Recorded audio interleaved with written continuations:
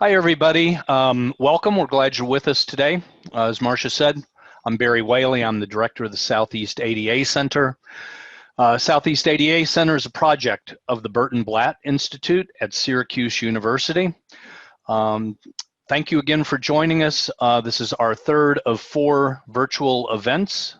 Today we are going to be discussing the newly funded RRTC Disability Inclusive Employment Policy Center at the Burton Blatt Institute at Syracuse University. Increasing access and opportunity is the October 2020 theme for the annual National Disability Awareness Month, or NDEAM. This is the 75th year that we celebrate NDEAM, led by the U.S. Department of Labor, Office of Disability Employment Policy, or ODEP. During 2020, we also are celebrating the 30th anniversary of the ADA, the Americans with Disabilities Act. It's also the 100th anniversary of vocational rehabilitation. So in recognition of these important milestones, Southeast ADA Center is hosting this 4-part virtual series, Disability Employment Looking Back and Moving Forward, on each Wednesday in October, starting at 1 o'clock Eastern Time. For this webinar, I'd like to introduce our guests. They are researchers with the newly funded RRTC Disability Inclusive Employment Policy Center, Michael Morris, Senior Advisor for the Burton Blatt Institute at Syracuse University, as well as Mira Adya, Senior Director of Research and Evaluation at BBI. We also have joining us Nicole Mastis, Associate Professor of Healthcare Policy at Harvard Medical School and Research Associate of the National Bureau of Economic Research. Doug Cruz is also with us today, Distinguished Professor in the School of Management and Labor Relations at Rutgers University. Elaine Zundel, Research Director for the Center for Women and Work at Rutgers. Lisa Schur, Director of Program for Disability Research at Rutgers University. And our host for the webinar today, of course, is Peter Blank, University Professor, Chairman of the Burton Blatt Institute at Syracuse University. So, Peter, I'm going to hand it off to you. Thank you, Barry, for that great introduction, and Marcia. It really is a pleasure and an honor to work with this group, many of whom I've known over the years, new folks as well, like Nicole at Harvard. And it's an honor to have the confidence of NIDLR, the National Institute for Independent Living and Disability Rehabilitation Research, to undertake this new center on disability inclusive employment policy, rehabilitation, and research at this particularly challenging time during a global health, economic, and social emergency, which is drastically changing the way in which we think about work, the way in which we conduct work, the way in which people will be included in work and in all aspects of the workforce. So, as typical for me, with great minds and researchers involved in this project up and down the line, my job is to step aside, let those folks shine, and to try to help steer the boat in a modest way so that we can move towards a world, which we all want, that will be more inclusive, more equitable, more fair and just, not only for people with disabilities in all forms, but for all of us with multiple minority or intersectional identities across race, gender, sexual orientation, and gender identity, and age, and others, so that we all may be included to the maximum extent possible to participate in this experiment called the American democracy that we are all engaged in. So, Barry, those are my opening remarks. I guess I'll stick with them for now. And I'm delighted to follow your lead in terms of who will speak next. Great, Peter. Well, I think we're going to turn it over to Michael, I believe. Let me unmute myself. Yes, thanks, Barry. If we can go to the next slide, please. As Peter said, this newly funded center is from the National Institute of Disability, Independent Living and Rehabilitation Research. And as they always require, the views you hear today do not necessarily reflect the official policies of that federal agency, nor imply endorsement by the federal government. Next slide, please.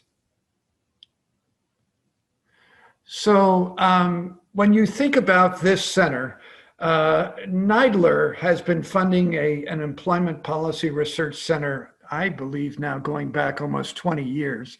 But this one and this new team, as Peter mentioned, with a core group of researchers at Syracuse University, Harvard, and Rutgers, and you'll hear about many other collaborators as well, it comes at such a unique time. At the time the proposal was being written, we were already in the midst of COVID-19 and the unprecedented health, social, and economic challenges that all Americans are facing, but certainly some unique and overwhelming challenges for youth and working age adults across the spectrum of disabilities. So because of that, this particular center in our preparing the proposal took the approach that we needed to go back pre-COVID, as well as understand what was going on in the present day, but also recognize that COVID-19 will someday be something of the past, and that we need to look prospectively as well through a series of research studies to understand how can we increase employment and economic security for people with disabilities nationwide across market sectors. As you will hear from some members of the research team, this requires both basic and applied study and different research methods. And the work very much will be driven by a core set of researchers with active engagement by the disability community. Next slide, please. The center has 5 years of funding. It began just over a month ago on September 1st and will go to August 31st, 2025. So we'll be at some point post-COVID, and it's a really unique time, as I just mentioned, for the center to conduct scientifically rigorous set of randomized controlled trial and quasi-experimental studies across the employment life cycle. We broke down the body of work into 3 core areas: enhancing employment re-engagement, enhancing employment, and enhancing job quality and retention. Next slide, please.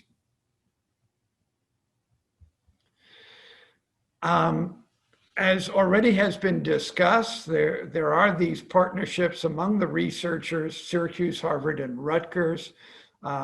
You have heard introductions by Barry of some of the key members.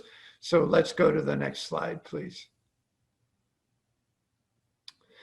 You should also know in preparing this application, it wasn't just the researchers from the 3 universities. It also involved active engagement of 10 major organizations with extensive reach to target audiences of which really are quite diverse: employers, people with disabilities, rehabilitation professionals, workforce development professionals, the private sector in multiple ways. So if we go to the next slide, you'll get a little bit more sense of this. Here is the list of 10. Many of these groups, I think, will be very recognizable to you, our audience across the country. Disability In, probably the premier organization working with employers, large and other size employers across market sectors nationwide. We are also working with the National Governors Association Center for Best Practices, who will enable us to reach state policy leaders, governor's office staff, and their policy experts. It also includes the Council of State Administrators of Vocational Rehabilitation, CSAVR, which is the trade association for state VR agencies across the country. Fourth group is AAPD, the American Association of People with Disabilities, which will help us reach people across the spectrum of disabilities and allies across the country.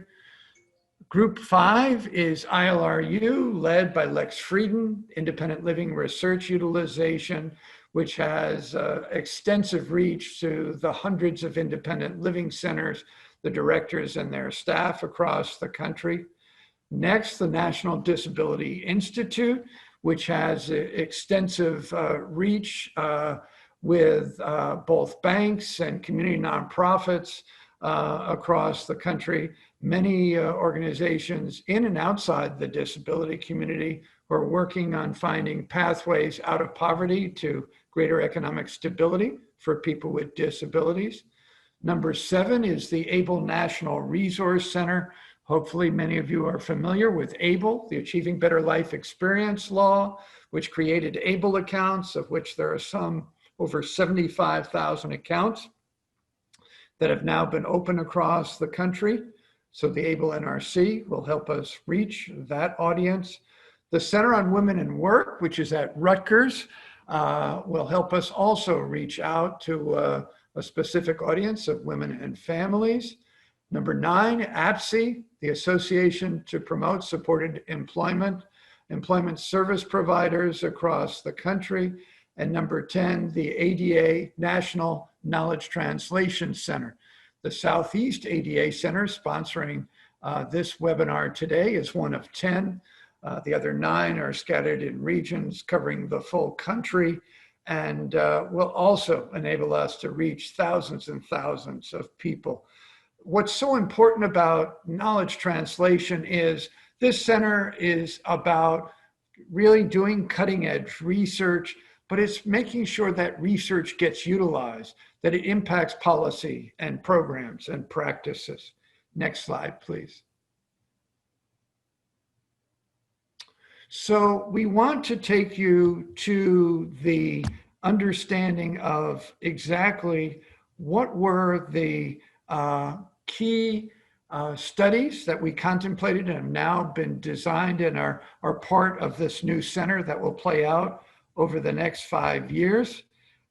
And so what you see on the screen is a list of the first 4, projects 1 through 4. We are going to draw in some of our collaborators who can begin to share with you some more information about each of these projects. The first project, Understanding the Recent Rise in Employment Among People with Disabilities Pre-COVID-19, is being led by Nicole and others at Harvard. And let me turn to Nicole for some deeper explanation about exactly what is this research study about? What are you trying to,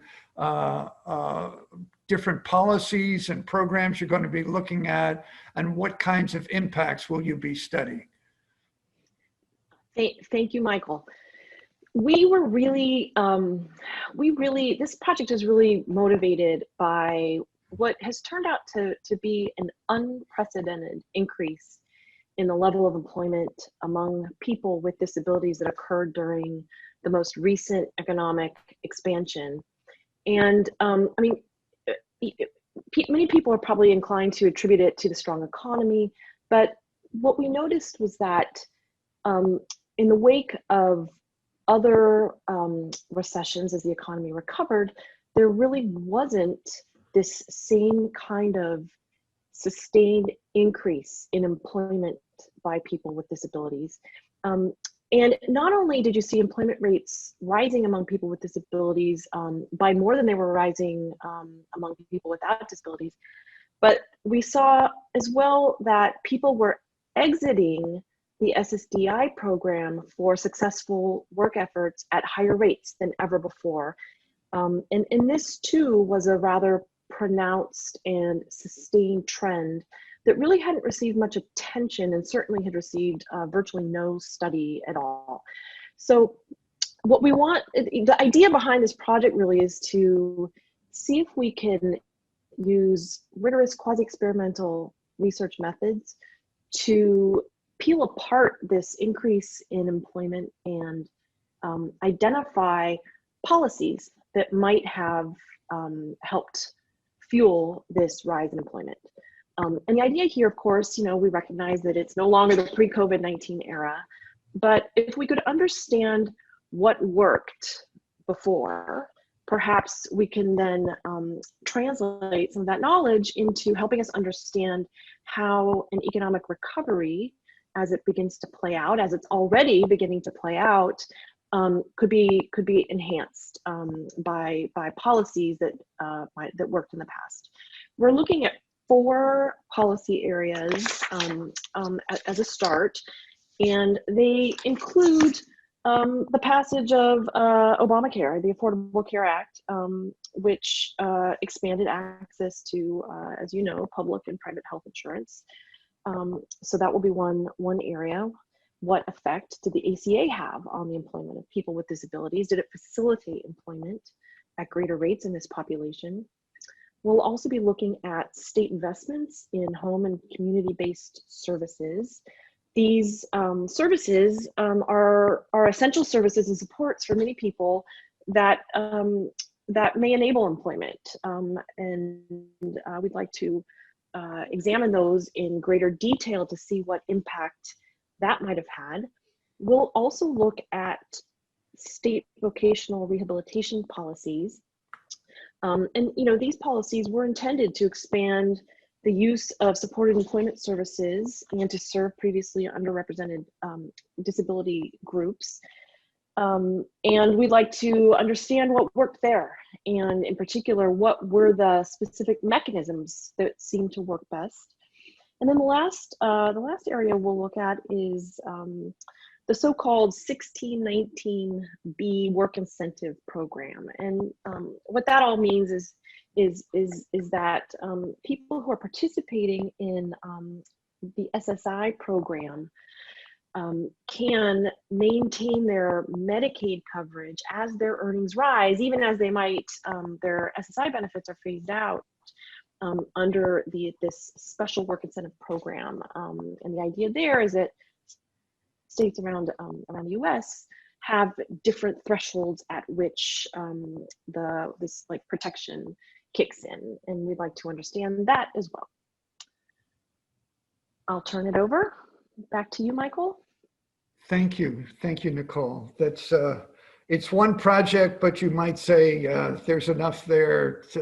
You're looking at so many different policies, really very comprehensive look across many particular funding streams and policies. Going to be fascinating what we learned from that and what we can translate to trying to improve Social Security and other policies in the future, as you mentioned, healthcare, vocational rehabilitation, and others. We'll go to project 2, which is about SSDI return to work improvement through financial and benefits counseling. This project is a joint effort between researchers at Syracuse Burton Blatt Institute and the group at National Disability Institute.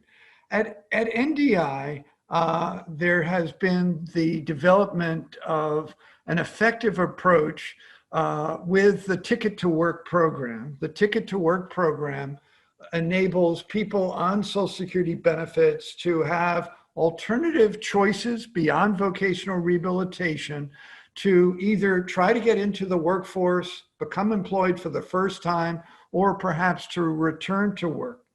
And the group at National Disability Institute is called the American Dream Employment Network, or known by its acronym ADEN.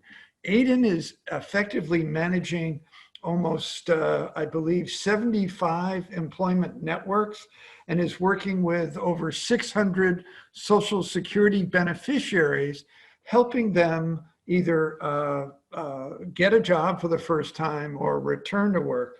They're having a tremendous success rate. Their success rate is with the folks they're working with and the network of employment networks across the country. They're actually having successful employment outcomes, I believe, with over 70% of the individuals with disabilities that they're working with. Well, that's just background information to understand that what we wanted to look at here, focusing on people on SSDI and return to work possibilities, is looking at a very specific intervention of enhancing financial and benefits counseling in a discrete, selected, targeted number of employment networks are going to get this extra intervention, the individuals with disabilities who are Social Security beneficiaries. And then there will be a control group, a number of employment networks that are part of AIDEN that are not getting this more extra financial and benefits counseling. What we hope we will be able to do with this study is to test the efficacy of integrated and benefits and financial counseling for adult recipients of SSDI over age 21. What we hope is that this approach will involve active engagement in making informed and meaningful choices for Social Security beneficiaries, and that the result of this intervention, financial and benefits counseling, actually further improves the possibilities in terms of advancing pathways to greater financial stability. So this is a study that will employ a random control trial and never been done before with this particular group of individuals. And Peter, I'm just going to ask you if you'd like to make a comment as well about this second project. I think, can you hear me, Michael? Yes, we can hear you. Oh, I know. I think you've described it well. I think that, as you say, without economic security and economic hope and advancement, employment rings hollow, no matter how intrinsically motivated people may be. So this is a core understudied element for this population. Fantastic. Okay, let's go to project 3 and project 3 and 4, and we're going to turn to our team at Rutgers, and I think I turn it over to Doug. Okay, Doug Cruz here. I'm very glad to join this join this webinar. Lisa's here as well. I'm going to give just a brief description of project 3, and Lisa will give a brief description of project 4. Project 3 is on unemployment insurance. Unemployment insurance, economists have studied unemployment insurance in general a lot, but there really haven't been specific studies on unemployment insurance for among people with disabilities, the effects of people, the importance and the effects of unemployment insurance for people with disabilities. And that's of interest, of particular interest this year for 2 reasons. One is that people with disabilities have been harder hit by the pandemic. The published Bureau of Labor Statistics data shows that total employment is down more for people with disabilities on a percentage basis than for people without disabilities. So people with disabilities are really being hit hard, and that's because a lot of them have been in kinds of service and retail jobs that involve a lot of customer contact and that were deemed too risky. So that's one reason this is of particular interest this year. Another reason is that the CARES Act that Congress passed in March had an extra $600 supplement per week for all to unemployment insurance, to increase the value of unemployment insurance, and that's for all workers. That the effects of that may be especially important for people with disabilities because they tend to earn less and live in lower income households. So we're interested in looking at the importance of unemployment insurance for people with disabilities. 2 basic outcomes. One is just family incomes in general. Is the people with disabilities are more likely to live in poverty? Does this extra $600 per week play a role in helping keep them close to or above poverty level? How is it affecting their family incomes? And secondly, how is it affecting return to work? The big problem, of course, right now is lack of jobs. We're seeing some jobs come back, but we're going to try to look at how this unemployment insurance shapes the decision to come back to work, which is something that economists have studied in general for workers in general, but not specifically for workers with disabilities. We're actually, I should mention that we're also doing a paper right now to look at the effects of the pandemic. We're going to be using the Bureau of Labor Statistics microdata to look at the effects of the pandemic on the employment of people with disabilities since January, and also do an intersectional analysis. How does this compare to the effects for Blacks, for women, and then the intersection, for Blacks with disabilities, for women with disabilities, and so forth. So that's our project 3 on unemployment insurance. I'll turn it to Lisa to describe project 4. Hi, yeah, so contingent work has been growing in general, and we're going to be looking at contingent work among people with disabilities. And we're going to focus on the California Bill AB 5 that extended employee status to many independent contractors. So we're going to be looking at the effect of that on employment and earnings relative to other states. And again, we're going to be having an intersectional approach and looking at the effects, particularly on women, people of color, and so forth. And I should just have a caveat here that this bill might be overturned by the next election, in which case we will reformulate our project. Right. Lisa, yeah, I think I and others have been watching, the push in California. I know the companies that have relied on contingent worker status, like Uber and Lyft and others, have pouring millions of dollars to try to see if that law will be overturned. But we'll know soon enough, and then we can pick up from there. But a pretty important study. If we can go to the next slide, please. And so we now have 2 parts to Project 5. And for those, I'm going to turn it over to Mira to share with you what was our focus and what we hope to accomplish. Thank you, Michael. Can everyone hear me? Yes. Okay, great. So we present these 2 projects together because, as I think you, Michael, have referred to them, they both cover innovative on-ramps to employment, and we've structured the studies to follow a similar pattern of investigation, which is to understand how these innovative programs are structured and working to recruit individuals with disabilities and promote their employment, and what the employment outcomes at the end of the day are. And this will hopefully inform policy and the development of similar programs.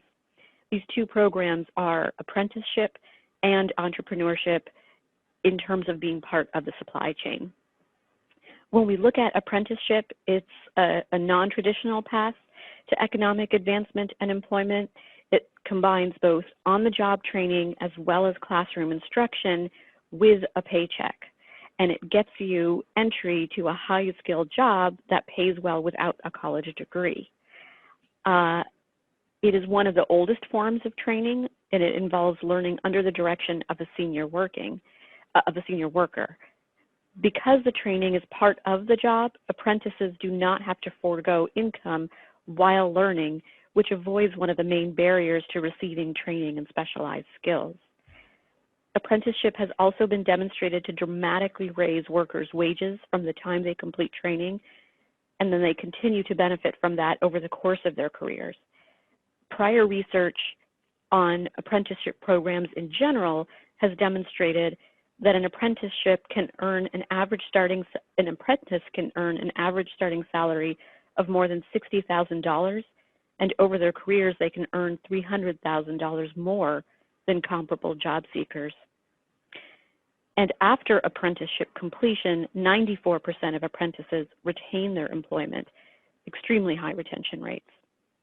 And then today, getting picked up across the news wire in various venues such as NPR and the Wall Street Journal, we see a study released by Opportunity America and Brookings that looked at a program in Kentucky and found apprenticeship increased earnings by 63%. So the goal with our work is to understand how are apprenticeship programs being structured so that they can include people with disabilities, where are barriers that can be removed, and for those that are already including people with disabilities, how are their outcomes in comparison to the outcomes we've just discussed and heard about? And what can we do to make them comparable? Similar to this analysis or inquiry, we're looking at, as I mentioned, entrepreneurship and how that relates to the field of supplier diversity and the opportunities it creates for disability employment. Supplier diversity is, of course, part of the supply chain that incorporates businesses owned by diverse individuals or groups that are part of a traditionally underserved or underrepresented group. Existing examples include minority-owned business enterprises, women-owned business enterprises, service-disabled, veteran-owned small businesses, or veteran-owned small businesses. But thanks to the leadership of Disability In, we now have disability-owned business enterprises.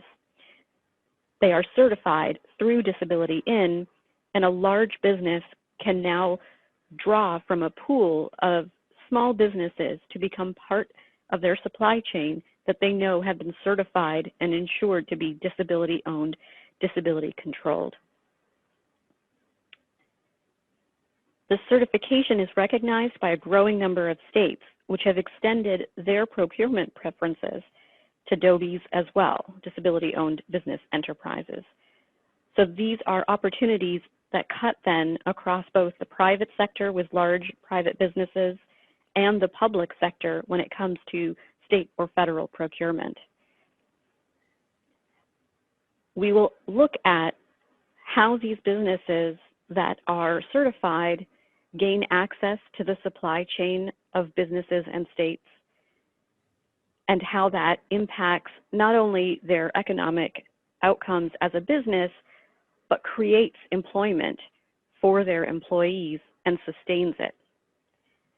And then we will share that information through the knowledge translation partners that Michael reviewed in the hopes that further positive programs can be developed and barriers can be removed.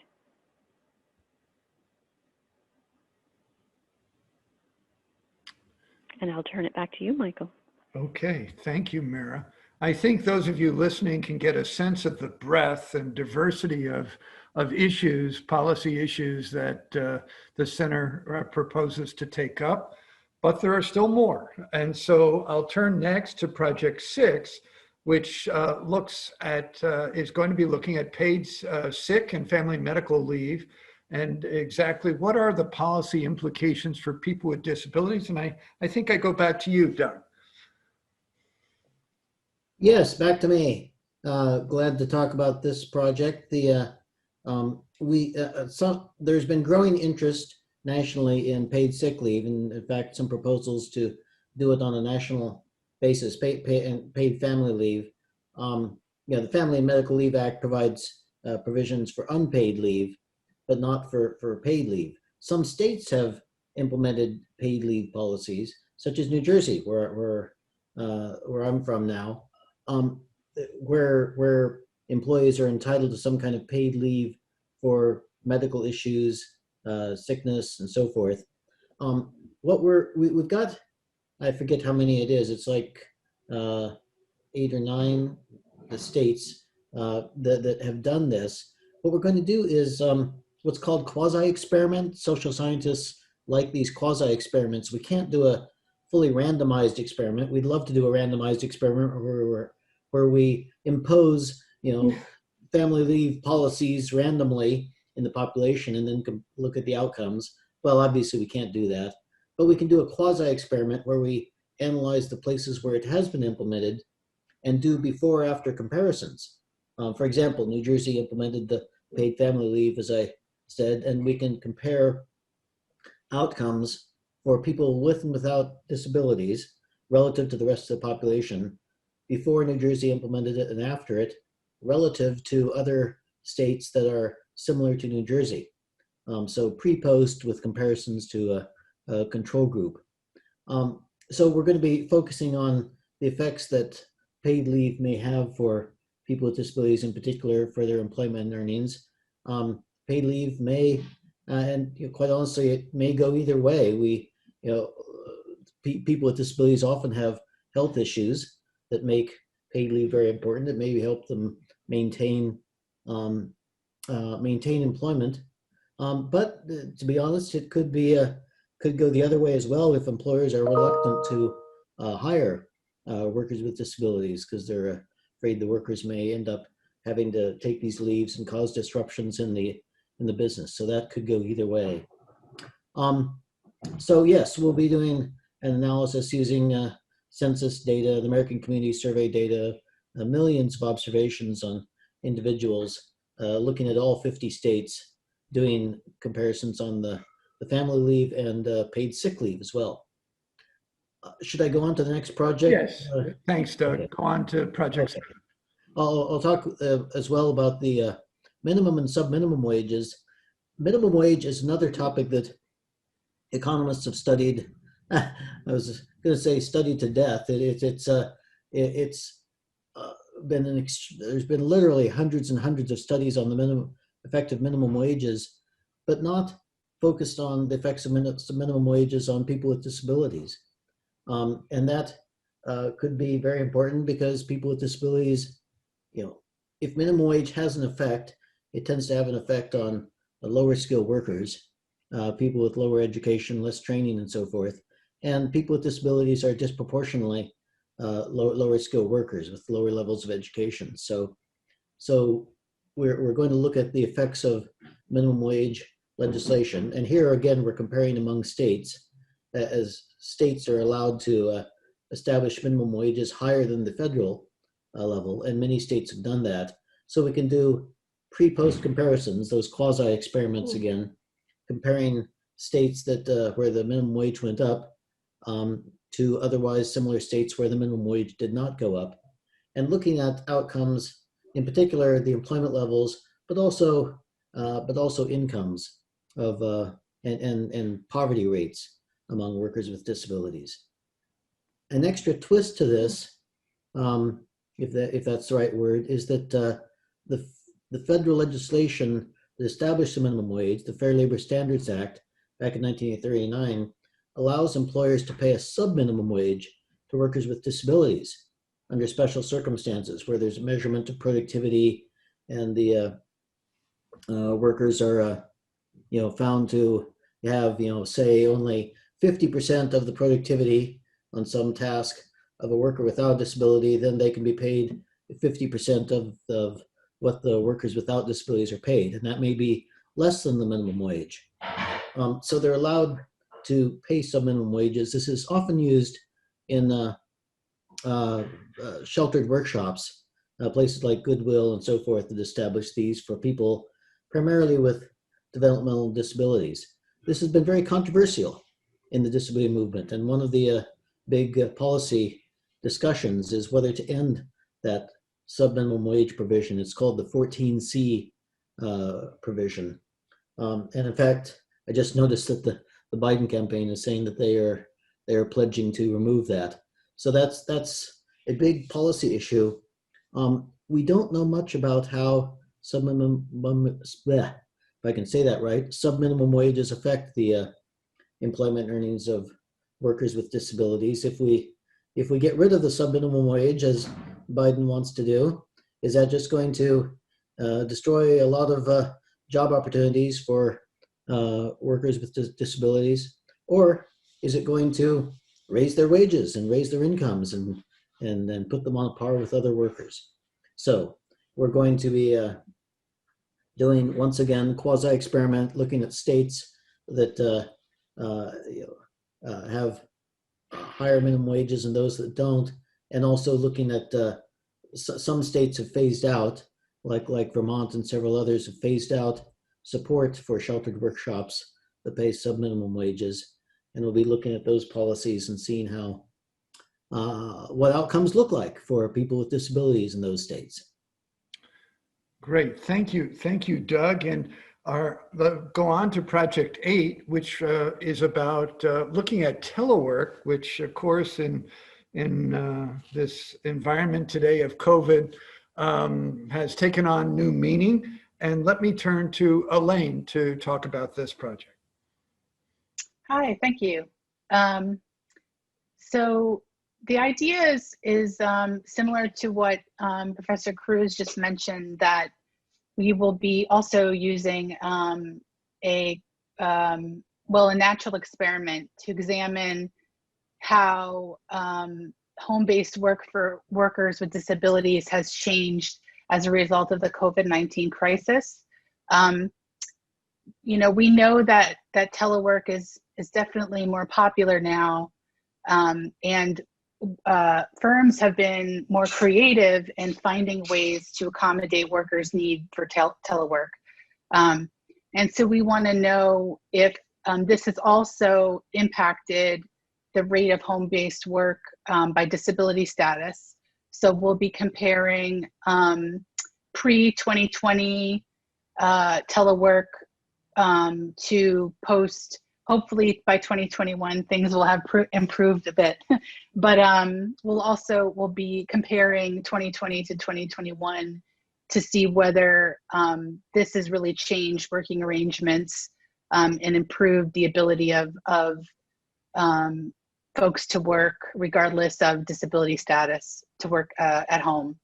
So we'll be using the census, obviously the ACS, and as well as the American Time Use Survey to estimate these effects. And we'll also conduct a survey, an original survey of teleworkers with and without disabilities in large firms in the Disability In network, and try to identify the rate of home-based work before and after the crisis. We also want to explore the effects of telecommuting, you know, on a range of other outcomes like work-family integration, workload and responsibilities, and job satisfaction. You know, the issue of flexibility is a key theme in the literature for workers with disabilities, but we know managers and employees have expressed a variety of concerns with telework arrangements.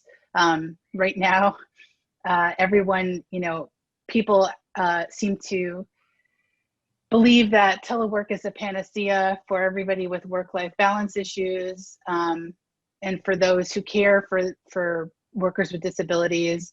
But we're also seeing that the lack of childcare and the restriction of movement right now during the crisis complicates whether or not this is really an effective solution to a lot of these problems. Working from home can be a reasonable accommodation under the Americans with Disabilities Act, but a number of employers have been resistant to work at home along with other ADA requirements. So given the lack of research on work at home arrangements among people with disabilities, we are going to, you know, meaningfully, hopefully contribute to both the incidence and efforts of home-based work among workers with disabilities. And our original survey will include questions on unpaid work, or work-family balance, and we're hoping our analysis will also contribute to a small, growing number of studies on telecommuting, business practices, and work-family life. So yeah. That's fantastic. Thank you. Thank you. Can we go to the next slide, please? So as you listen to this body of studies, I think it's important to understand that not only are they going to help create new evidence-based options for employment-related policy development and perhaps enable whether it's policymakers, employment service providers, rehabilitation or workforce development professionals, or individuals with disabilities, new ways to think about and to develop strategies to support job seekers with disabilities, and that the evidence-based practices that we learn about through some of these studies will absolutely help enhance worker retention, as well as was mentioned in the last study, really get at some of the issues around quality of work experience. I think that it's also important to understand that each of these studies doesn't sit in a silo by itself, that ultimately our goal is over this 5 years of the center being funded by NIDLR, that new data and evidence will begin to emerge that will help generate a next generation of employment policy and programs that are supported by vigorous and rigorous research. We're hopeful in years 4 and 5 of the center that we can look across these studies and really begin to hypothesize about both next generation research that's needed, but also look at the possibilities of creating a next generation disability policy framework that takes us hopefully away from some of the historic challenges of the past, whether it's sub-minimum wage or it's the difficulties of entry into skilled jobs and opportunities through apprenticeships, or even as we've mentioned, it has to do with a next generation of entrepreneurs with disabilities and people with disabilities owning their own businesses and being a part of the supply system for large corporations for products and services. That the work that is being proposed here does enable us to think differently, both within each policy area, but across policy areas that are both about disability-specific policy, youth in transition with IDEA for youth with disabilities in school, the Rehabilitation Services Act, the Rehabilitation Act, and how vocational rehabilitation services are delivered, but far broader than that in terms of Social Security policy, tax policy, economic policy, really trying to understand, can we create a framework where we do move ahead from what now 30 years after the passage of the ADA and even pre-COVID, really show that we have a long way to go to see comparable employment rates for people of working age with and without disabilities. Peter, let me call on you too with some of your observations as you think, more globally across the next 5 years about the work of the center. Are there some additional thoughts about expected outcomes?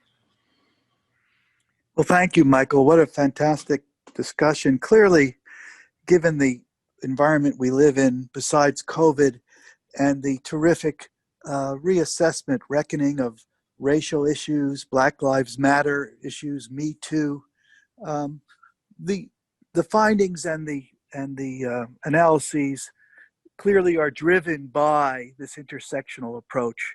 That is, all people have multiple minority or sometimes majority identities, sometimes depending upon the context, say in work versus home life, certain identities are dominant, or certain identities tend to form in clumps, and we perceive them in that manner.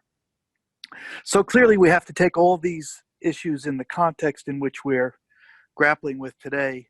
The second thing, in terms of a policy perspective, I was particularly interested in Doug's view of the sheltered workshop program, having years ago now studied about 3,000 people in that program in one particular state.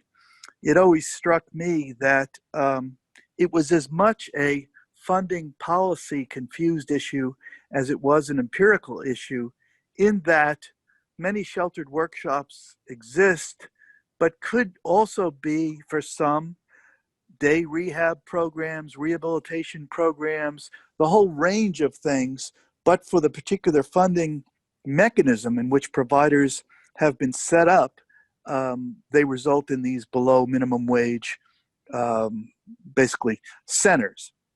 And so one answer to that, which is reflective of our more meta policy approach, is clearly the funding mechanism, the definitional mechanism, is in large part a failure with regard to these placements, as much as it is putting qualified people in those segregated environments as well. And my hope, for example, then, is we will be able to understand the nature of these funding mechanisms so that we don't see a reduction in appropriate and meaningful supports, whether they're in the community or elsewhere, but so that they're directed in the proper ways to allow people maximum integration, but at the same time, not throwing the baby out with the bathwater for strong community-based services. So those are some of the reflections I have, Michael. It really is an exciting, exciting group. And part of the excitement is learning together, learning with our community, being driven by the community, and these real-time discussions, which are more pressing than ever, as many of us know, as we celebrate the 30th anniversary of the Americans with Disabilities Act.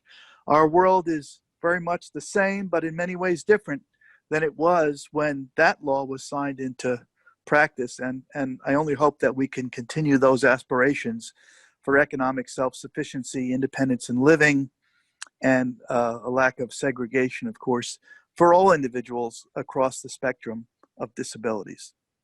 So thank you, Michael. That's my 2 cents once again. Excellent. Thanks, Peter. Can we go to the next slide, please? So just to clarify further, who is going to be the target audience for what we learn in each of these studies and across these research studies? So again, we're thinking very broadly about targeted communities. Of course, people with disabilities and their families and allies and supporters. Policymakers. Policy is not just done at a federal level, but as you heard from Doug, we'll also be examining policy at a state level and in some cases local level. We're also targeting the whole delivery system, both the VR and workforce development professionals, as well as other employment service providers. And of course, you can't think about employment and economic policy without also targeting the business community, all sectors and sizes, HR professionals that control the entry point for people with and without disabilities entering businesses and also providing career paths. And of course, when you think about this topic although this is a very robust set of policy issues that we're taking on, there are always going to be generated more questions. And this research will generate a next generation of new questions. So we'll also be targeting researchers and students across multiple disciplines, both at a undergraduate and graduate level. Next slide, please. There are methods to translate knowledge. We are working now on a website for the new center. We're hopeful it will be up before Thanksgiving. It will offer usable, accessible materials, webinars and papers, and really all the efforts of the center will be both cataloged and you can keep pace with what's going on through the website. There will be working papers and reports from each of the studies. There'll be employment policy briefs and articles for you if you represent different organizations, public and private, to be able to utilize and put in your own newsletters. There will be, of course, peer-reviewed academic articles in key journals. We do expect to look at the possibilities of one or more communities of practice. And then really at the towards the end of the 5-year period, in year 4, we look to working with the National Governors Association and also with CSAVR on possibilities of some virtual academies to take this new body of evidence and really apply it in terms of both policy development and program implementation. And then finally, in the last year, years away from where we started now, we hope to do a State of Science conference where we really try as a group across disciplines in terms of researchers, but also actively engaging people with disabilities and the many types of employment service professionals to really try to build on the knowledge that is going to be created from this center to try to translate and transform where public policy goes in the future that impacts the employment and economic advancement of people across the full spectrum of disabilities. So that will be down the road, but it's something that will be open to all of you as well. Next slide, please. So I know that before we look at some questions which may have come in the chat box or the Q&A, here is information on how to reach some of us. When the website goes up, it will have more information on other collaborators and key people you can be in touch with. But here's the emails to connect to some of us that you have heard from today. And I think with that, Barry, I'm going to turn to you. I'm less familiar with your platform. Can we go to, is there a way to look at the Q&A or the chat box in terms of some of the questions that may have come in? Right. Yeah, thank you, Michael. Looking at the chat right now, and folks, if you have questions for anybody on this panel, please go ahead and type them into the chat.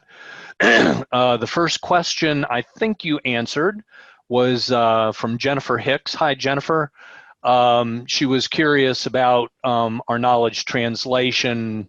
She asks, will we be able to see results of this study? And number 2, our DD Council is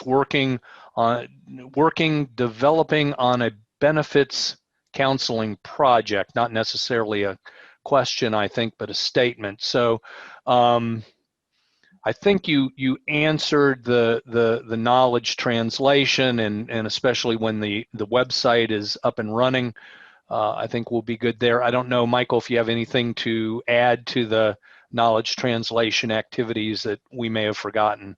Yeah, I would expect that when the website goes live, there'll be an opportunity for people to sign up for updates on the research as it progresses.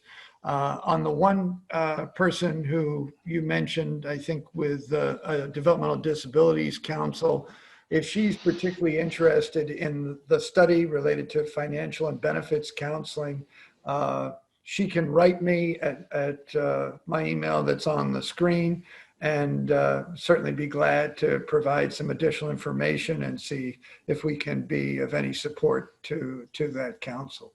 Very good. Great. Thank you. Scrolling through here. Well, there was a discussion about the 14C certificates.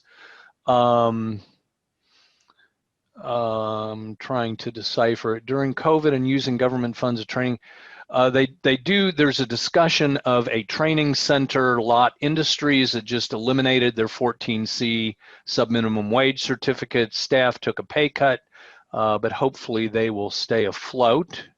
Doug, I don't know if you had anything to add to 14C certificates. I'm not seeing generally a question here. That's really interesting to hear, and yeah, actually, will be interested to see what places may have suspended their applications for 14C. You do, if you want the 14C subminimum wage, you do have to apply to the U.S. Department of Labor, and there is a public list of all the ones who do apply. It'll be interesting. We may be able to do some case studies of companies that or organizations that have suspended that or terminated that.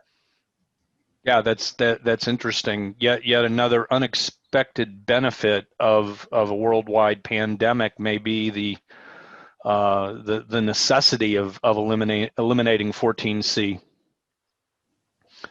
I don't see any other questions coming in right now, folks. If you have questions, we have a little bit of time before we wrap up. Barry, I do see one question that came in. Okay. It's a good one. What will be the most important components of a post-COVID-19 policy framework to accelerate opportunities for employment? Again, that's a tremendous question given where we are. The data that is showing that all people were not equally adversely impacted by COVID-19 in terms of employment.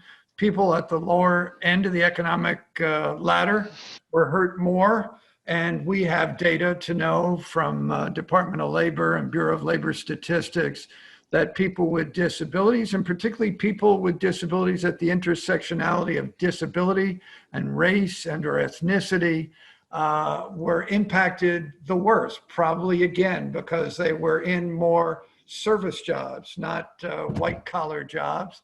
And there is a lot of discussion going on about many jobs that will not come back, which will require new approaches in terms of training, workforce development. But I think it's also what makes very interesting two of the studies that you heard about today. The one that's exploring opportunities through inclusive apprenticeships as a alternative ramp in to getting good paying jobs, and the other about entrepreneurship and disability owned businesses. And many of those businesses also tend to hire more people with disabilities. So we're going to be learning a lot through those studies, but because we have a little bit of time, I'm going to ask some of the research team if they have their own insights or ideas they'd like to share in terms of answering this question. I'll read it again. What will be the most important components of a post-COVID-19 policy framework to accelerate opportunities for employment, obviously for people with disabilities? Peter, do you want to tackle that or give us some thoughts?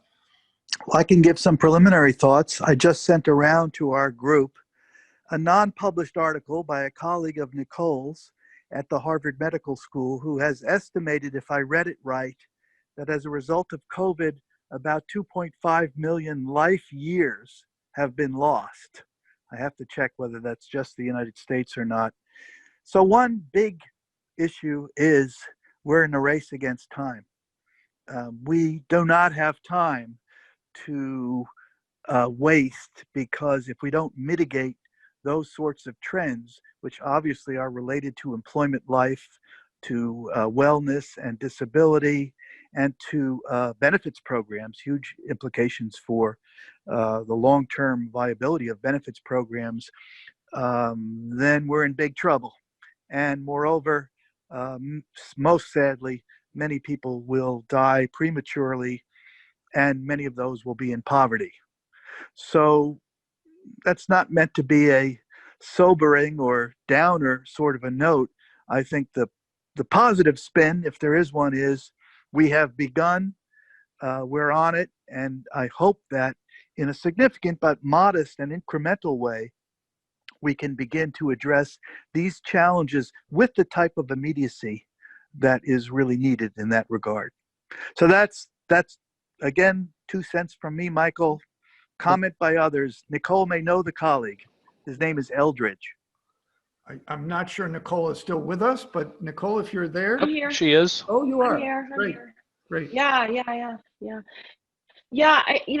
You make a really good point, as does his work about life years lost. I'm thinking and worrying a lot these days just about the long-term health impacts of having gotten COVID. If you survive, right? And this seems to be kind of an area of active research where we are still learning about the many ways in which this disease affects the various body systems, and that in itself has wide implications. I know the Social Security Administration has been convening teams of medical experts to try and understand what might we see in terms of disability rates going forward that really kind of have their origins in contracting COVID. I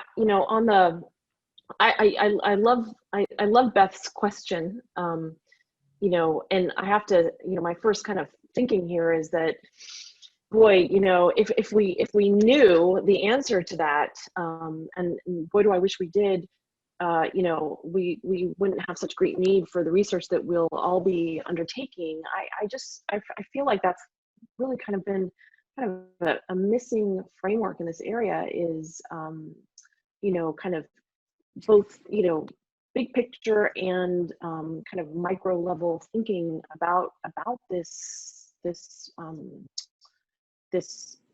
challenge, if you will. And as I kind of explained earlier, we want to look back and see, well, what worked last time, and can anything, is anything that we might learn there, will that be relevant going forward? But I think, as you saw from the this wide array of projects that we'll all be working on collectively, is like we're trying to kind of go at it from every possible angle to see what we can learn. And we've already got data files up and running, and we're trying to just work as fast as we can. Thanks. By the way, Michael, if I may make a quick comment. Yes. That was 2.5 million life years of expectancy in the US, which translates into about 13 less years of living per person so far, as a result of 194,000 premature deaths. So there are some very stark issues that we are dealing with, as Nicole has correctly pointed out. And Peter, we have a question that aligns with that study from Alicia Hall, who works for vocational rehabilitation. She says, is there any consideration being given to those with disabilities who were looking for employment prior to COVID, but due to being at higher risk category, may be fearful and are not utilizing services to obtain employment at this time and until COVID is no longer a concern?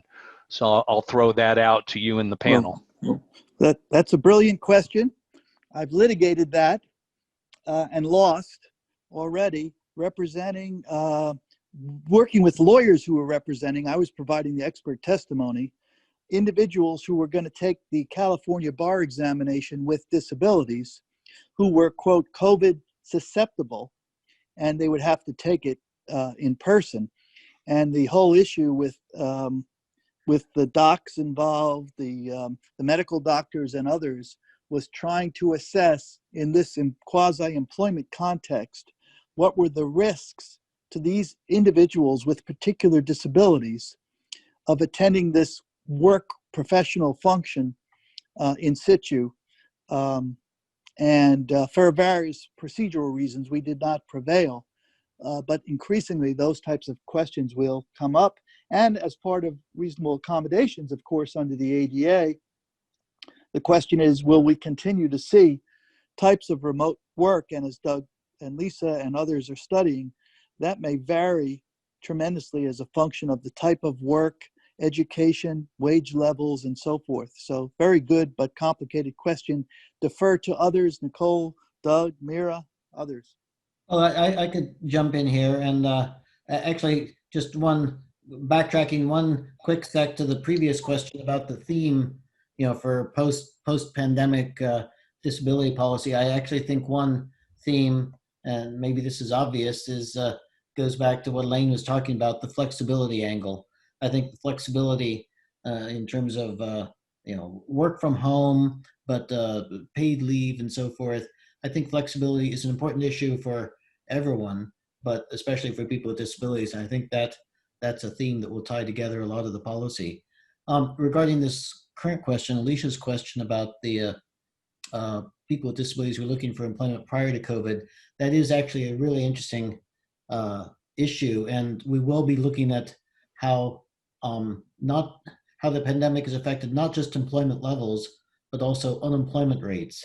That is, it may have affected not just the number of people who have a job, but the number of people who are looking for jobs. And we have the BLS microdata that we can use to analyze that. And also, I don't know how detailed we'll be able to get in terms of what kinds of services they're using, but we can find out, what did they do to look for a job? Did they use, regular state employment services and so forth? So we'll be able to shed some light on whether unemployed people are, on how many unemployed people there are. Maybe they've dropped out of the labor force. And among the unemployed people there are, how are they looking for jobs? Are they doing it just by looking through the paper, which they can do in their own home, or are they actually going out and traipsing to interview at places, or possibly interviewing by Zoom? So that's a great question. We'll be looking at that. Great, thank you, Doug. We have another question from Joan Oriole.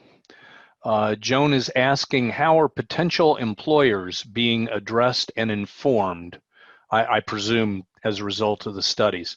Is there any kind of advertising, for instance, public service announcements, etc., being used? Michael, I'm going to throw that to you. Obviously, the bulk of the knowledge translation work is in the future. We're always open to other ideas and means to get the information out in formats, methods, different modalities to reach the people that need to learn from the new knowledge created from the center. I do think with employers, we have an extraordinary partner in Disability In. Disability In has direct links to really most of, I think, the Fortune 200, so the largest companies in the United States, but they also work with more medium-sized and smaller employers.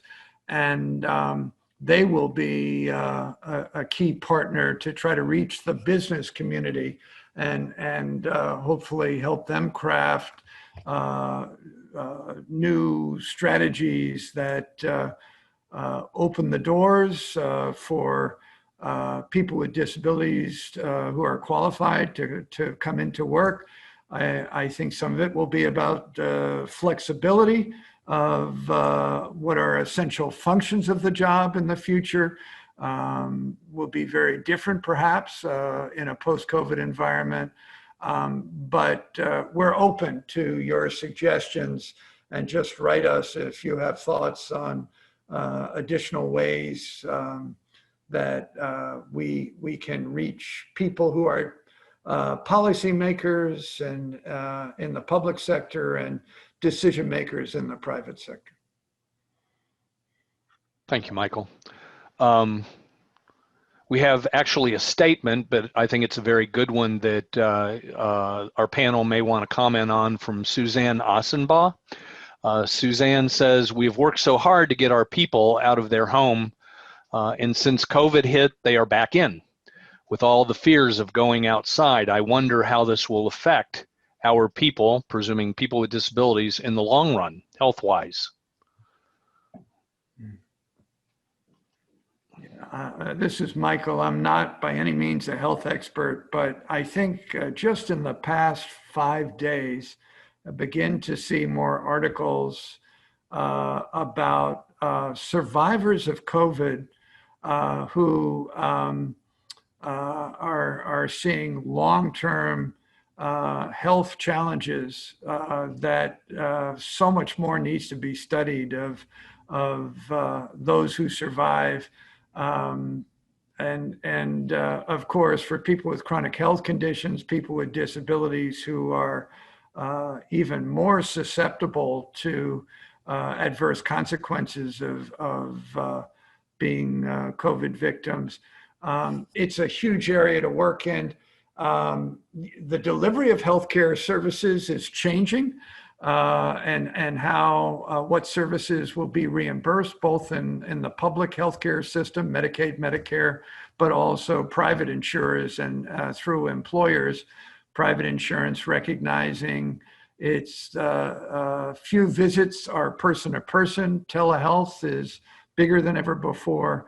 But I think this is a big issue. I think the number of people who are who clearly in the millions who are COVID survivors, but may be long-term impacted, as one of the commenters in the chat box has put in, lungs and other systems impacted. We really don't know.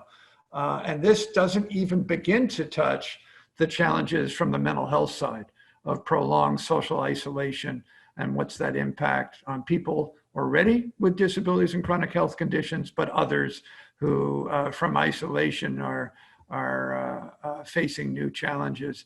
So I think, and Nicole is probably in best position, is probably at the core of your work at Harvard, is the intersection between health and financial stability, but also between health and employment. I do know one of the things that has been pointed out over and over again in the last few months is how health coverage so linked to employment. When so many millions of people lost their jobs, they also lost health coverage.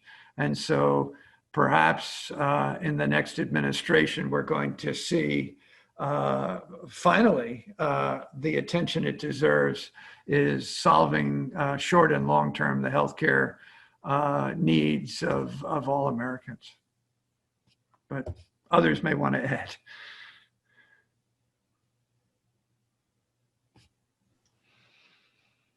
We have about 8 minutes left, and really this entire last few minutes of conversation are also conversations, Michael, we have been having internally at Southeast ADA Center. Discussions of people being fearful to return to work in the COVID environment and asking for accommodations, and then employers not granting those accommodations.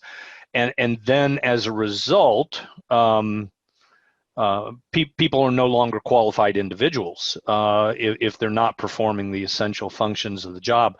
And then the other thing that we've been discussing internally is, as we move forward and as the pandemic continues, at some point, some sort of decision making has to occur. Is COVID itself then a disability that affects a major life area? And do you have protections even in recovery under the second prong of disability determination of having a record of having a disability? Interesting things to think about. We have about 7 minutes. If someone would like to make a summary, Michael or others, now would be the time. I'm not sure it's a summary, but I do think, as Peter mentioned, we've got a great team. We've got a great group of collaborators to help translate what's going to be learned over the next 5 years out to the many targeted audiences we discussed. So appreciate the opportunity today to really provide an orientation to this new NIDLR-funded Center on Disability Inclusive Employment Policy Research and Training. Peter, your thoughts?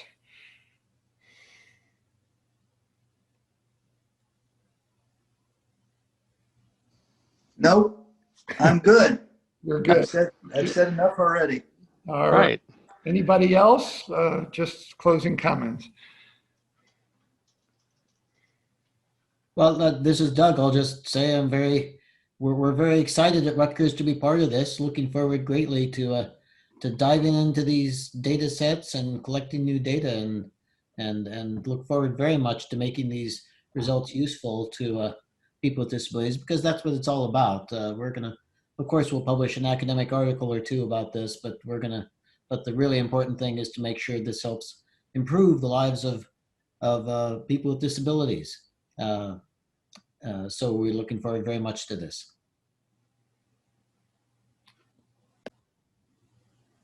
Okay, well, I'll go ahead and oh, I'm sorry, Peter, did you have something? No, I was just astonished. We've never finished early before. I know, right? Well, I'll go ahead and wrap it up then. I want to thank Peter Blank, Nicole Maestas, Mir Adya, Elaine Zundel, Doug Cruz, and of course Michael Morris for being with us today, talking about the RRTC Disability Inclusive Employment Policy Center. I want to remind our listeners that this is the third of 4th events in the virtual series Disability Employment, looking forward or looking back and moving forward. Next week will be a very interesting webinar featuring directors, innovative directors from vocational rehabilitation, talking about the future of VR. As a reminder, education credit is available. You can receive a certificate of completion for this webinar.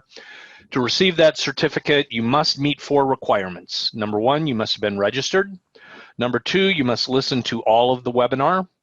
Number 3, your attendance to this entire webinar series must be verified. And 4, you must complete the online multiple choice post test for this webinar. Do we have another slide, Marcia? Can you push the picture? There we go. This is Max. This is Michael Morris's dog. He is the director of Dogma at the National Disability Institute. It could be that he is an Easter egg question on that post-test that you will see in the next half hour or so. After you submit the post-test and verify your attendance, you'll be provided with a link to print your certificate of completion for this webinar. A copy of the certificate of completion will also be sent to the email address you provided when accessing the post-test for this webinar. And as always, your feedback is very important to us. We use your feedback, your input to improve the quality of our webcasts, as well as identify topics for future webinars. The link to the post-test and the evaluation for the webinar will be emailed to all registered participants within a half hour after the webinar ends. This webinar, along with all materials in the 4-event series, will be archived with recording, transcript, and presentation. We encourage your colleagues and friends to share the link to archives for this virtual series at adasoutheast.org/webinars/archives.php. So I want to thank you again for being with us today for this webinar, the third of 4 events to celebrate National Disability Employment Awareness Month, the 30th anniversary of the ADA, then the 100th anniversary of vocational rehabilitation. As a reminder, if you have questions about the Americans with Disabilities Act, you can contact your regional ADA center at 1-800-949-4232. Again, that's 1-800-949-4232. Or the Southeast ADA Center, you can call us directly at 404-541-9001, or you can email us at adasoutheast@law.syr.gov. And remember, all calls and emails are confidential. So thanks again for being with us today, and we look forward to your attendance next Wednesday as we talk about the future of vocational rehabilitation.